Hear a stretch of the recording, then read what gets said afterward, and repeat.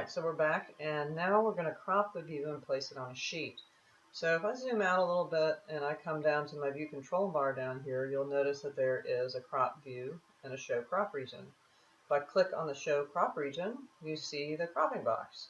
And if I click on the crop the view, it will crop this view. So if I've moved this particular crop box in,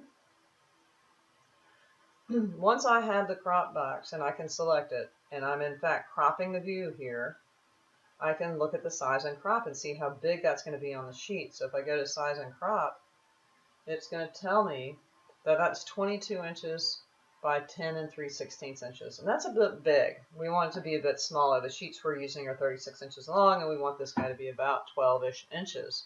So I'm going to hit cancel there, and because it's a parallel view, to change the size of this window, we need to change the view scale so it becomes smaller. So I'm going to come to the pull down, and I am going to pick 1/16 of an inch. And nothing apparently changes except when we pick the crop box and size and crop it again, it's gotten about half the size, right? And so I'm always a bit of a stickler, so let's try 14 inches here. Let's get rid of those 16ths, and how about 5 inches? So it's kind of evened out. Okay, so the next thing I'm going to do is place this on a sheet. You can also just sort of move the, adjust and crop things out as well. Now we're placing it on a sheet, so I'm going to go down to my composition sheet here. And, one thing I should have done in the beginning is to rename that, because that's sort of bad practice right there to have 3D copy 1. I should name it something that makes sense. So I'm going to right click on that, and I'm going to go to rename, and I'm going to call it divided surface.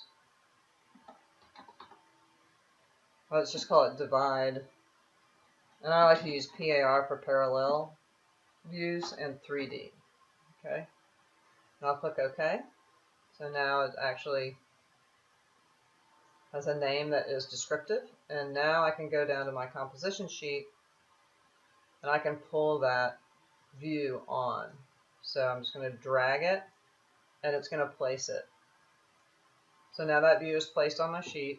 Now you can see the crop box. Now you can tell Revit in the print dialog box not to print that crop box. Or you can turn it off. I often will turn it off just so I can see what my sheet looks like without that box on it. To turn it off, when you're in a sheet, you can actually double click on one of the views to activate it. So now you'll notice that I have the view controls for that particular view, and I can turn my crop region off right there. And then double click in blank space, and that will close that view for you. So now we have that one. The next thing I'm going to do is I'm going to do the plan version of this guy and place it down here. So we'll be back and do that.